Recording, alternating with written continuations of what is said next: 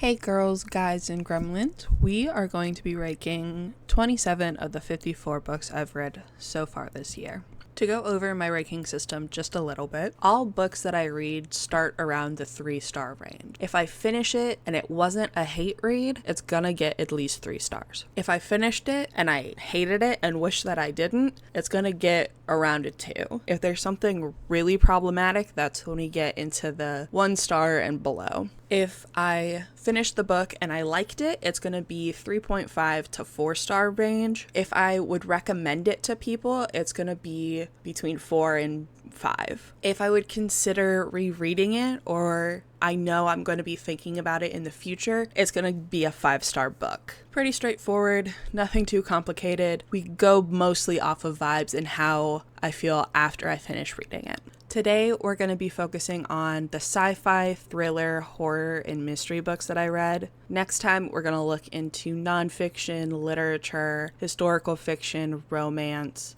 and the other genres that I have dipped into. So to start off, we're going to do Warbreaker by Brandon Sanderson. In this book, we follow Ciri as she's married off to a rival king in her sister's place. And she has to navigate this new court and the gods that help oversee the government, all while trying to keep her husband Sev happy. And Sev is advertised as this short-tempered, really volatile barbarian, and Ciri doesn't have the training that her sister Vivenna has. And Vivenna knows this, and she decides to sneak into this other country and is trying to save her sister from this not so great system that she now finds herself in. The book overall is pretty lengthy and is a bit slower paced than I would have normally liked, but it worked well with the plot, so I wasn't too mad about it. Some of the twists at the end also really helped the whole book feel like something was building and going on other than just politics. I also really liked Lightsong and Hoyd, and I feel like they really helped lighten up those more politically heavy parts in the middle, and I also loved seeing Hoyd again because he was in Tress that I read last year. So, Warbreaker, I gave a 4.5, so it's gonna go right there.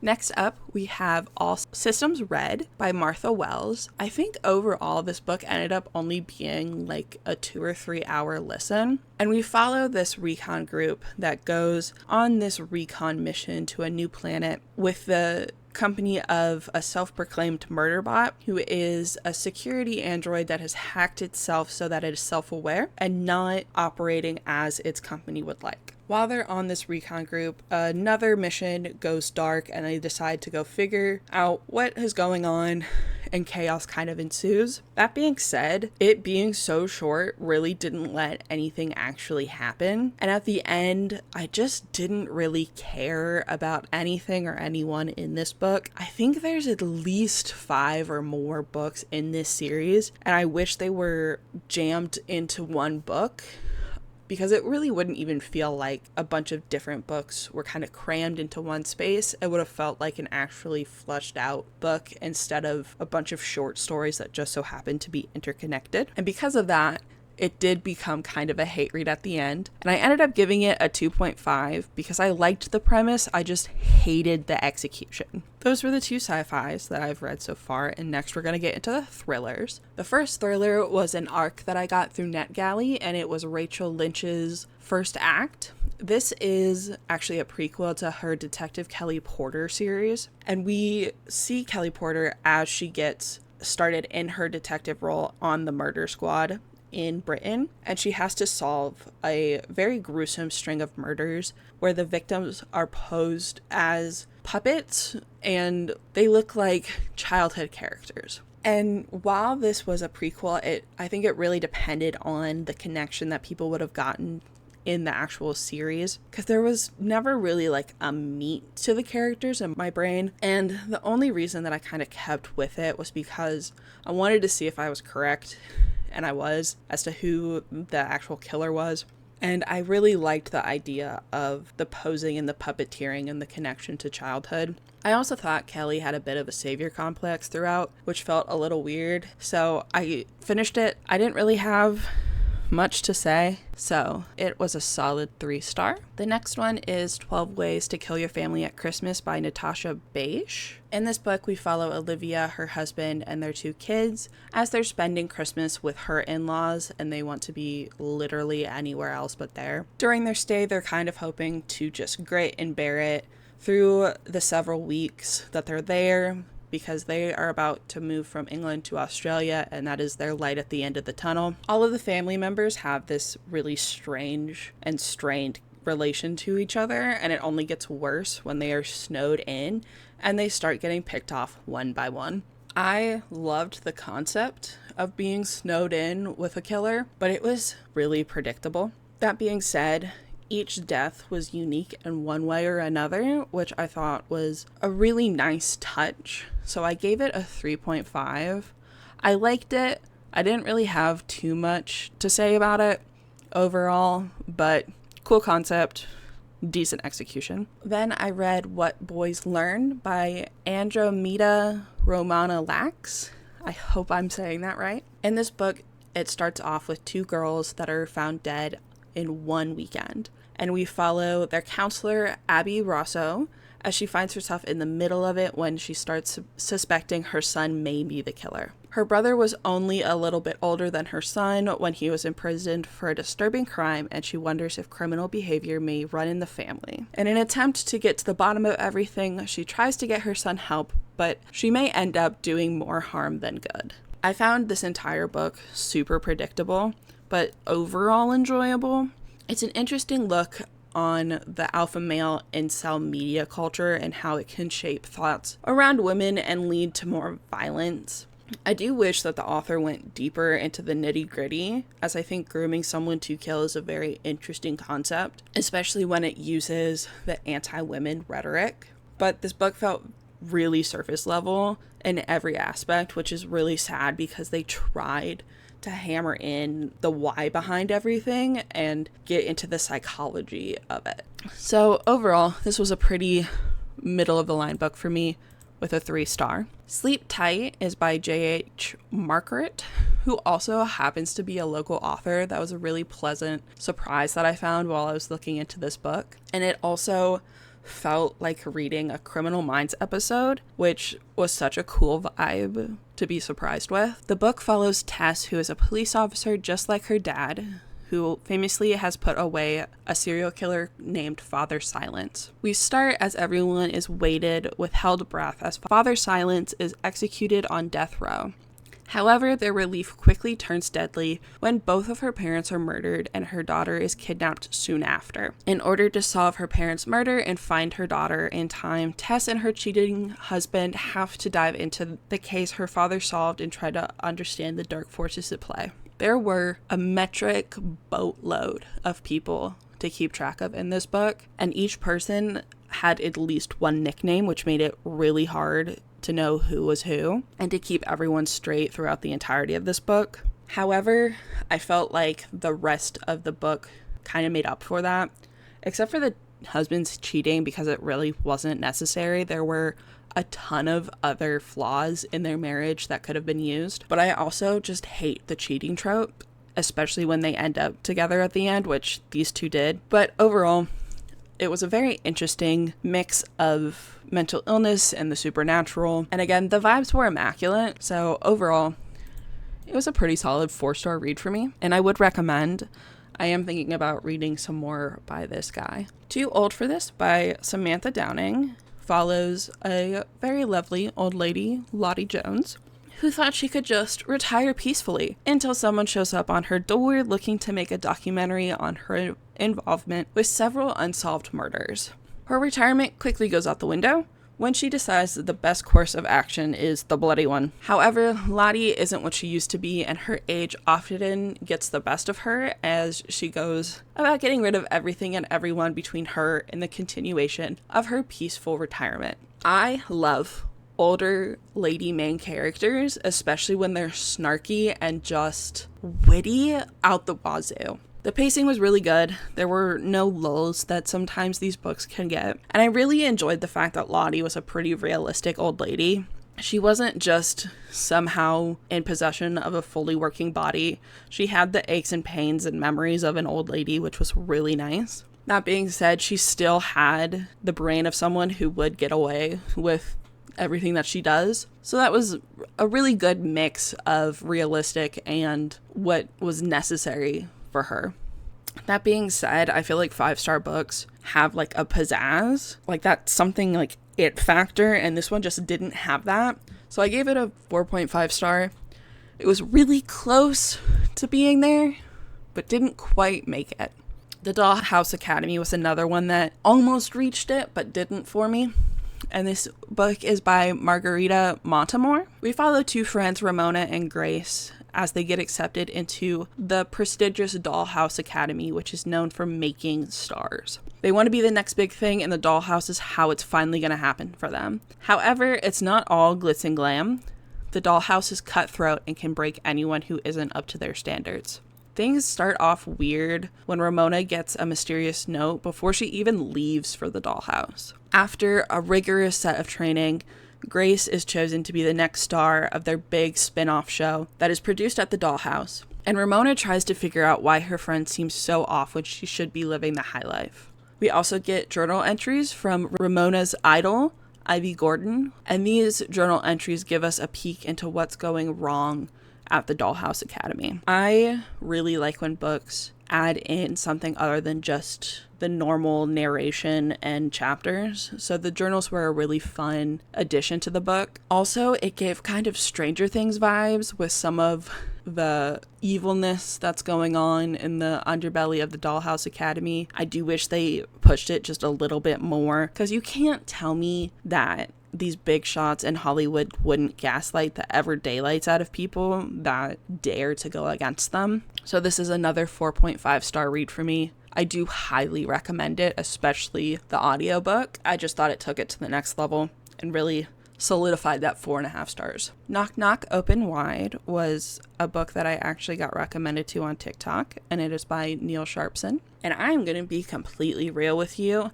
I'm not totally sure what happened in this book. I know there's a secret society connected to a children's show somehow. And this society somehow is connected to Atane Larkin, who is a part of one ceremony right after she gets engaged. And Atane goes on to have twins, and one of those twins is then sacrificed to the children's TV show mascot, and then the living twin becomes a lesbian in college, which is great, and they're thespians and lesbians. And then she somehow gets an internship on that TV show, and things happen.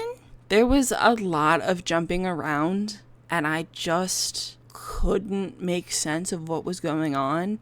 I know in the moment there was more understanding, but now looking back at it, I really don't understand. Thespian lesbians and the Celtic myths were pretty dope, which is why it's a 3.5 stars. I'm still not entirely sure what happens to them, so we're just gonna move on. The Girls I've Been by Tess Sharp is a book that actually did the jumping around really well. We start off with Nora and her girlfriend and her ex-boyfriend who get caught in the middle of a bank robbery. But Nora isn't who she seems to be. Through flashbacks, we learn about all the girls she's been in her past and how she became kind of this badass, cool teenager. That coolness helps her mess with the bank robbers and get a more controlled chaos, all the while trying to keep her past secret from her girlfriend and keep her ex-boyfriend's mouth shut because he knows all of her secrets and also is literally right there with them. The book structure was really well done, and it deals with heavy topics like sexual assault and narcissistic parents rather well. And at the end, they actually included resources to help victims of abuse, which was a really nice touch. I gave it a solid 4.5 stars, and I highly recommend it. If nothing else, because Nora is a bi-icon, a bicon, as I like to say. And I think it did really well. Next is another arc that I got from Matt Clark, and it is his book, The Last Guest. Raina receives 2 properties after her estranged father prematurely dies. The first is her childhood home that she hasn't been to since her mother was brutally murdered while out on a jog. The second is an inn that she has no clue why her father had it, because he never wanted it in. That confusion deepens when she finds out that the inn has only ever had 2 guests in the 11 years that her father has owned it. She decides to move into the inn when getting it ready to sell, and instantly things get weird. From the mysterious shed out back to the creepy lullaby that is played over the intercom from a room that doesn't exist, it's just all bad vibes. And Raina is either going to find out what is going on at the inn or die trying. The only main issue I had with this book is Raina only stays at the inn because she's stubborn, and I was screaming at her to at least go stay at the other house she inherited, or at her grandparents' house, which is not too far away, and she has a good relationship with them. I get being stubborn and wanting answers, but like, there was someone actively stalking her in the inn, and that creepy lullaby would have been my last straw. That being said, I loved the rest of it. It actually made me read with the light on, which I almost never do, and creeped me out to no end. And that is saying something. So, I gave it. Loved it. Super creepy. Highly recommend it. In The Passengers by John Mars, stuff hits the fan when 8 everyday people are riding in their self-driving cars and discover not only are they being held hostage in their own vehicles, but they're also being streamed to the entire world via the internet and social media. Stakes are raised when the world is tasked with deciding which of those 8 will be the sole survivor at the end of their car ride. Alongside these 8 people, a top secret committee is also being streamed live, and that top secret committee has been tasked with reviewing fatal car crashes and deciding if it was human or machine error. The one civilian committee member is shocked when she sees that one of those hostages is the man she's been looking for after falling in love with him at a bar. As the book progresses, we discover that each person involuntarily signed up for this deadly stream isn't as random as they may seem, and the government-mandated self-driving cars of the future aren't as biased as they were advertised. I don't think this book would have hit as hard if we weren't in the middle of this whole AI cluster that we are in now. But it did hit hard. While most of the twists did get me, I saw a few coming from like a mile away, and that's why it didn't get 5 stars. I also really like that this book is technically a part of a series, but can also be read as a standalone, which is how I did it. There are a few mentions of the first book, but you're given all the information that you need, so you don't have to read it if you don't want to. This book was a very solid 4 stars, and if you're like me and wish that the AI bubble would pop sooner, highly recommend this one. Close Your Eyes and Count to 10 by Lisa Unger was the bane of my existence while listening to it. A mother of 2 signs up for a hide-and-seek game for a chance to win $1 million and all that comes with that kind of money. Adele and her 2 kids are dealing with the fallout of her husband turning fugitive after embezzling enough money to destroy his company. Once on site, Adele and her fellow contestants are quickly thrown into the middle of 2 deadly storms. One is quickly heading for the island that they are now on, in the form of a hurricane. The next is consuming the team that is putting on the game. So much, but so little happened in this book, and there was so much jumping around that I could not tell you a solid timeline of what happened. I really don't have much to say other than this was a hate read, and I regret finishing it every time I think about this book. 2.5 stars. Don't recommend. I don't understand the hype. That's all I have to say. We're gonna move on to mystery now. We Are All Guilty Here is written by the author with the coolest name, Karen Slaughter. Tell me if that isn't the most perfect mystery author name. In this book, 2 girls go missing on a night that should have been filled with fun and fireworks. This case is a family affair for Emmy, not only because one of the victims is her friend's daughter, but because her father is killed in the process of trying to solve that case. While dealing with her grief, she must solve the case and navigate the boatload of family landmines that she is thrust into. Another one that was the bane of my existence, and I really wish I didn't finish it. The actual murders are barely given any time, and we just get a bunch of petty family BS, and I just could not care less. I found Emmy to be super annoying, super hypocritical, and I just wish she didn't exist. We're just gonna put that right there and move on. The next two are arcs that I got from the author A.M. Kelly. We are going to start with Grave Robbers Blues. Ashton, our main character, wants to become a famous necromage and live an esteemed high life of academia with the woman that she loves. This ambition leads her to accidentally let loose a menacing, magic-resistant zombie and bind herself to the grave robber named Dirty Henry that she hired to help her commit the crime of grave robbing. And to make matters worse, she's disguised as a man because it's 1880 post-war America. Ashton and her group of ragtag allies have to catch the zombie before sunrise and before it can do any damage to their lovely little town and its inhabitants. They also must do all of this before her rival Valois does the same and gets all the credit and esteem. I opened this book to, I believe, 2 infographics for the magic system, and I could not have been happier. It was such an interesting academic look at magic, and I ate that up. Just ate it up. I did find that it was a little bit surface level throughout the whole book. I wanted more of everything. So I gave it a 3.5. I loved the concept. I loved everything about it. I just wanted more.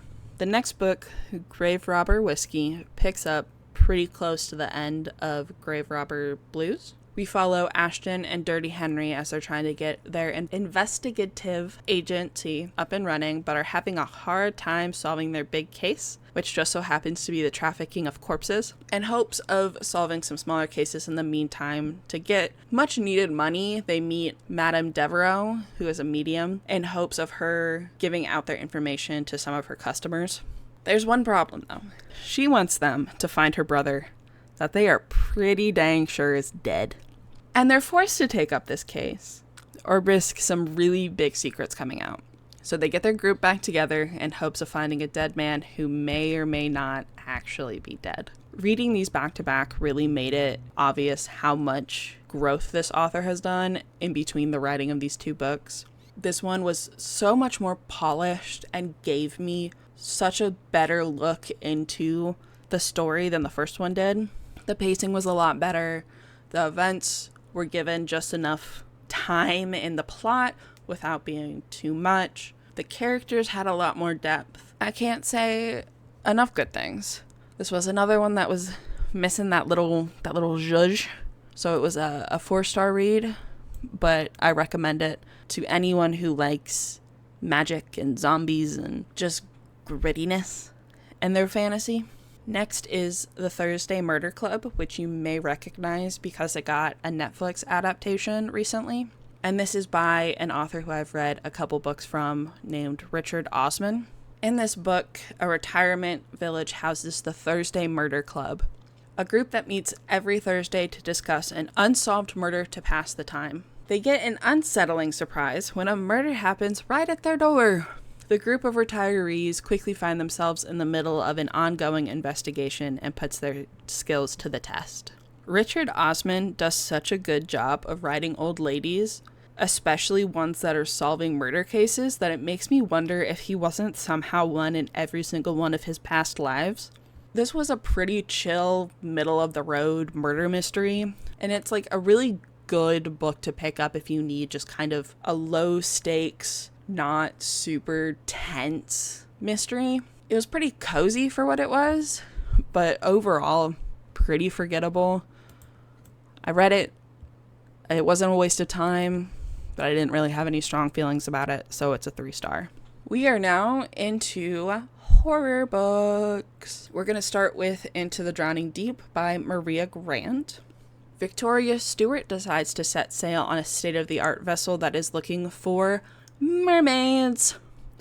Not everyone is hoping to find them, but Victoria is looking for them and answers about her sister that went missing the last time a voyage like this was made. While the Mariana Trench holds many things, these researchers find something bigger than even they could have ever hoped for. This book is marketed as horror, but it feels more sci-fi. It never quite gave me the gruesome darkness that I look for in horrors, maybe it's just me wanting blood and guts and grossness in my horror books. I do love deep sea creepy crawlies and was hoping that we got more of that. There was a quick mention of this really big bad that's making their way towards them, and we only ever get a mention of it before it's scared off, and it just was so disappointing. We see a lot of little mini battles going on, but we never really got a big standoff that I was hoping for. This book just kind of felt like a really big tease. I loved the premise. I love deep sea horrors, but it just didn't hit, so I gave it a 3.5 stars. Next up is Bad Cree by Jessica Johns. Our main character, Mackenzie, has a big problem. Her dreams are starting to cross over to her waking world. It wouldn't be so bad if her dreams didn't tend to center around the night her sister died. In order to combat what stalks her dreams, she must return home and hope her community can help her. I loved the concept of dream worlds and the waking worlds being able to interact and kind of become a problem. However, it never felt like there was a real stake, except for one time. And that was like a really quick flash in the pan. We also got a glimpse of indigenous mythology, which was so interesting. And then it was never really mentioned again, which was so disappointing because it sounded so cool. So this book left me wanting more of just everything. So it's a 3-star. Next is Clown in a Cornfield by Adam Caesar. Quinn and her father move to a rural town that has a clown as their mascot. The town's only factory has shut down and most of the kids spend their time causing problems. Before Quinn arrived, a YouTube video was filmed at a party where one girl died attempting a dive into their quarry water. Now the older and younger generations are clashing more than ever, and the town's mascot has come to make sure traditions are stuck to no matter the cost. I picked this up because someone said that it was one of the only books that scared her, and I'm someone who is scared of clowns no matter what, so I thought it would give me at least a little bit of a chill. This book didn't really do it for me. The logic of the bad guys is really flawed in my opinion, because it basically boiled down to the kids are trouble, we're not gonna really do anything about it except for just murder all of them. That just doesn't seem right. And I get it, like, murderers don't have the best logic, but like, something is in between detention and murdering an entire generation in your town.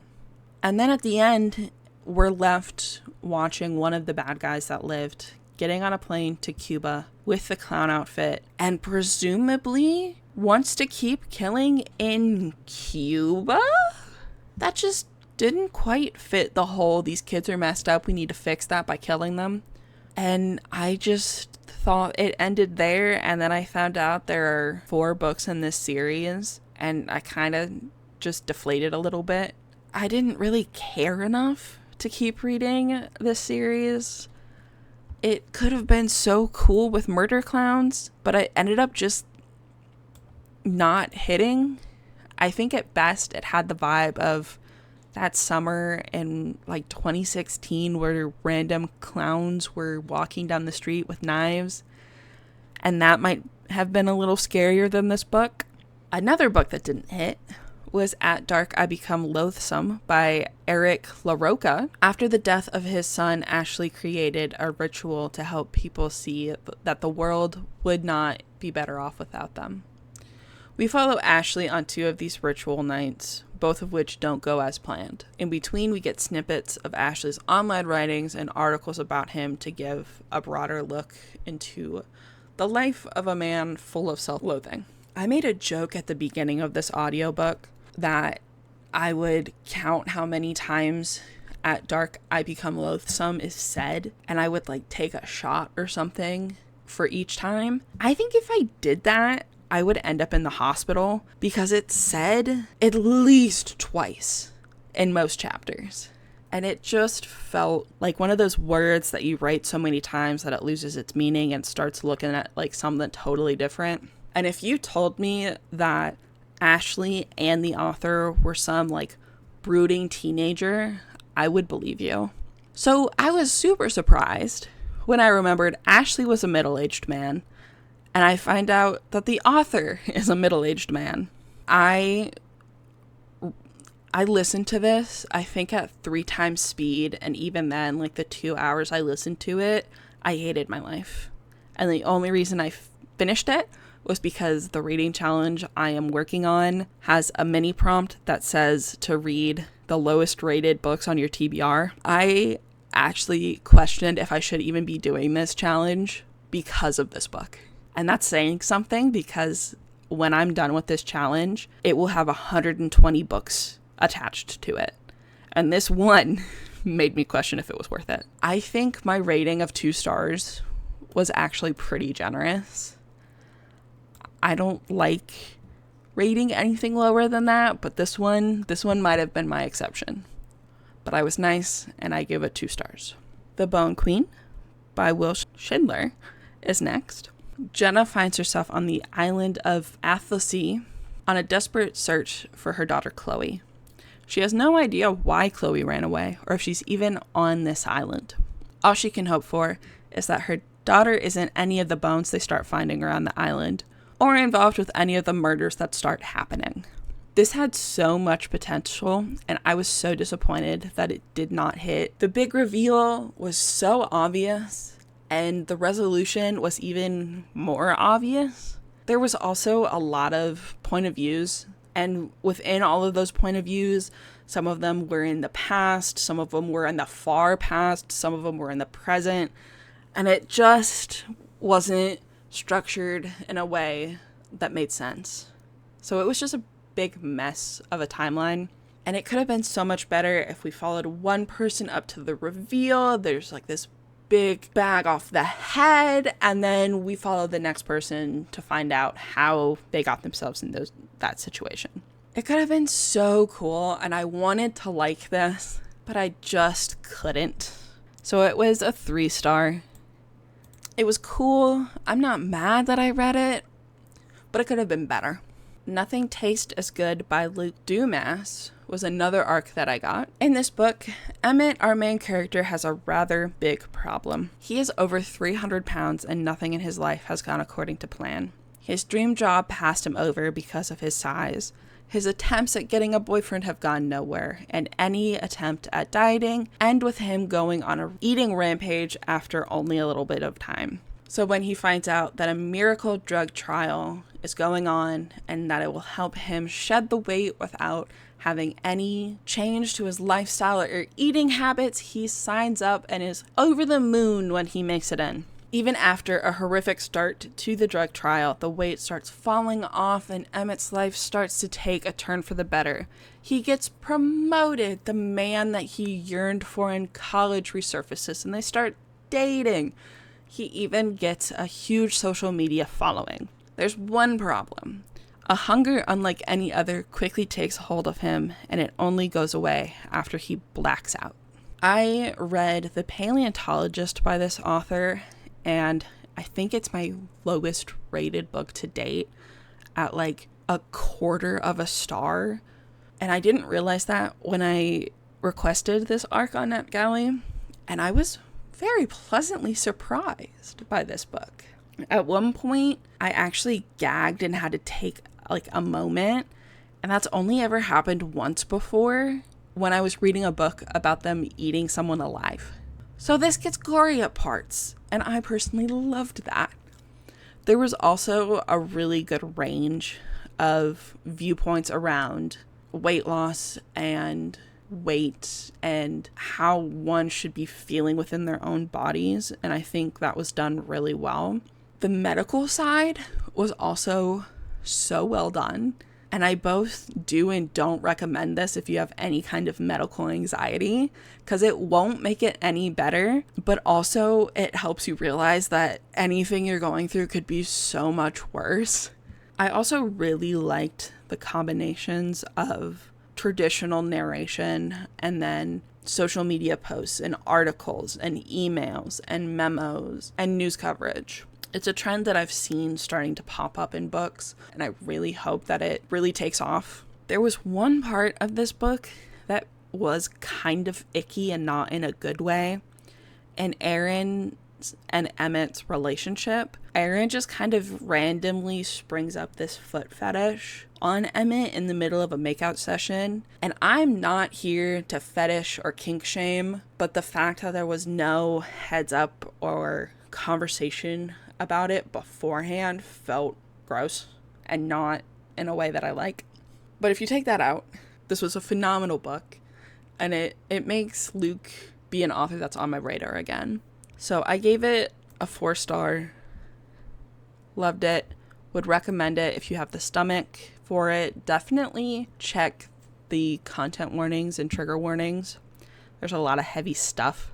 So if you can handle all of those, highly recommend. Next up is The Burial Tide by Neil Sharpson. He also wrote Knock Knock Open Wide that we covered earlier. In this book, Mara wakes up in a coffin that has been buried in the ground. She manages to claw her way out, only to step into a life she has no memory of. Her community welcomes her back with open arms. Her boyfriend is ready to help her recover, and the island doctor is more than willing to help fill in the gaps in her life that happened before a plague put her in the ground. The only problem is, Mara's pretty sure everyone is lying to her. She teams up with 2 other people to investigate the strange goings-on the island. Creatures emerge from the forest, and they aren't the most monstrous thing living around her. The folklore and mystical parts of this book were really cool, and I loved that there was a true meshing of the 2 of them. When that part of the plot was revealed, I was sold. I was like, sign me up. I'm ready, let's go. And I really wish we got more of that and everything else from this book. I wanted more. And if it pushed that little bit, it would have easily been a 5-star for me. But even though this island had actual monsters and really corrupt people, we only get glimpses of the first and tame looks at the second. And the ending, it could have been great. It could have been so bloody. It could have been so suspenseful, but it was just cut way too short. This could have been such a good look into how people could be even more monstrous than actual monsters, and we just weren't really given that. Everyone was really straightforward and predictable, which made them feel one-dimensional, and we even got a serial murderer, but it's just chalked up to, yeah, that's how he is because he has mommy issues. Which, yeah, valid, but why? And we don't get that. Natalie, though, is a real one, and I really wish we got more of her. So I'll give this a nice 3, and we'll move on. The Corruption of Hollis Brown by Kay Akram was my most recent read. In this book, Hollis is stuck in a town where no one can afford to leave, and his community is slowly rotting around him. After running into a strange boy named Walt, Hollis notices he's no longer in control of his body. Walt and Hollis have to coexist in Hollis's body while Walt tries to finish some things left over from his time with the living. They do their best to remain under the radar, but eventually Hollis's 2 friends realize something isn't quite right with him. To make it even more complicated, Hollis isn't quite sure he wants Walt to leave his body. The 2 have to figure out how to survive together while navigating high school life and their feelings for one another that get more and more confusing as they go. I kept waiting for something big to happen and the horror aspect of this book to start. I understand that it is marketed as a YA and you have to keep it YA appropriate, but it felt more literary fiction than horror or even thriller. It was really character-based instead of plot-based, and that made the plot kind of flat for me. This book was also super hyped online, and people were talking about how it gave them chills and that it was one of the best books ever, and it just kind of left me yawning. And this could be another one that I just missed it. I missed something. But for me, it was a 3.5 star. I loved the queer representation. Everyone was super dope. It just never quite hit for me. Our last book for today is Slewfoot by Brahm. And in this book, Abatha has to figure out how to keep her farm going after her husband dies. And some of her colonial Puritan colony are hoping for her downfall. An unlikely band of creatures come to her aid and help her not only survive, but thrive. However, her enemies won't lose easily and push her to a deadly decision. I picked this up because so many people were raving about it, and it never quite got there for me. The folklore parts of this book were my favorite. We got so many cool creatures and lore, and I wish that was more of this book. There were a lot of lulls, which honestly made me wonder if I really wanted to finish it. At one point around the 20% mark, I said I was going to give it another hour of the audiobook, and if I didn't like it, I was going to DNF it. And thankfully around 25%, I actually got it. I will also ride at a moment's notice to avenge the sweet baby cat that they killed at the end. And honestly, if someone killed my cat, I too would join with a creature of death and burn everything down. I liked it. I thought it was cool. We're going to give it a 3.5 though. So these are the first 27 books out of the 54 that I have read this year. Next time we're going to look into the other genres that I have read. Until then, check me out on TikTok and Instagram for memes, first looks at my reviews, any kind of event that I'm going to. I was just one at the Louisville Public Library that was so much fun, and I recommend for anyone nearby. Also, make sure to like and subscribe. I will be putting out the next video within the next week or two. Until then, I hope you get the chance to curl up with a great book and get lost in its pages.